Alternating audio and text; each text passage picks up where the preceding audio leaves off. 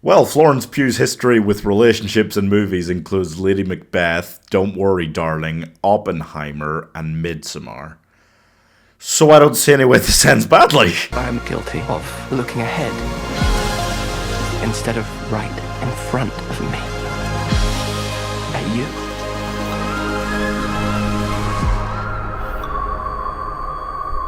Well, with probably just days left until everybody turns on Florence Pugh just for being amazing, cool, and a woman in Hollywood, let's celebrate the fact that she is pretty darn great, and Andrew Garfield is too, and together you just want to scream at somebody to just take my money and let me watch them be in love for just the whole day. I'd just sit and watch that all day long.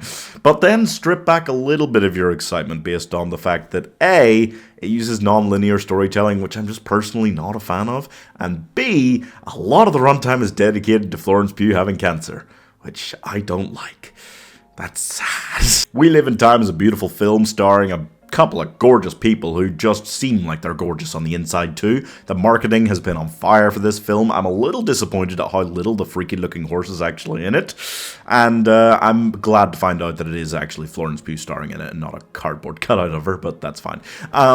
Basically, it's about Alma and Tobias. They meet when Alma hits Tobias with her car, and from there the whole film is kind of like a beautiful slow motion car crash actually. We see intertwining stories from different parts of their life together, when they first fall in love, to when she's pregnant with their child, to when she's got cancer. They really will just be doing Andrew Garfield a favour if they nominate him for Best Actor, because they gave her all the heavy lifting in this one. But for real, this is a beautiful film. I felt a little bit fooled by the trailer, I'm not gonna lie, because there are several of the really beautiful shots where they're just gazing at each other with pure love. I'm talking about the sort of chemistry that's so explosive you can't even joke about it at an airport.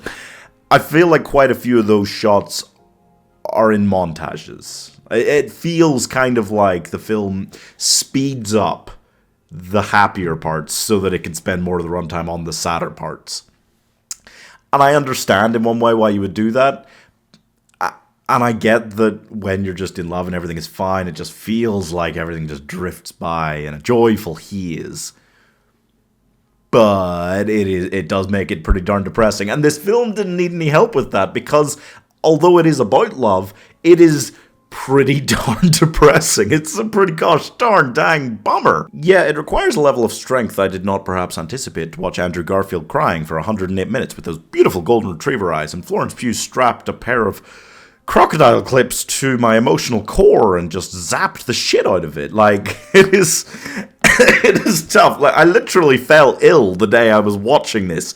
What did they do to me? We Live in Time is not quite what I expected. I did think there'd be sad moments to this, not maybe on this level. It is beautiful. It is a bummer. I would describe myself as very marginally disappointed, but only because I had sky-high expectations. I expected this to shoot to almost the top of my romantic movies list, because I just love both of these actors so much. It's high on my favorite romantic movies list. I would totally watch it again, even though sadness in my soul lingering there. I'm a sadder person permanently, but it is great film. Highly recommend. It's not the very top of my romantic movies list, but that was kind of a lot to expect.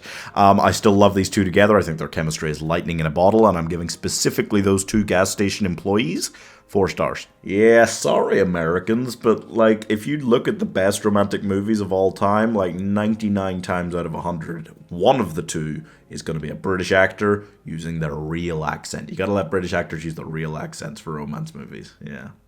Not that Americans can't, fall in love, but it just hits differently when it's British people. I'm sorry, it just does. You know it's true. Subscribe for more hard truths.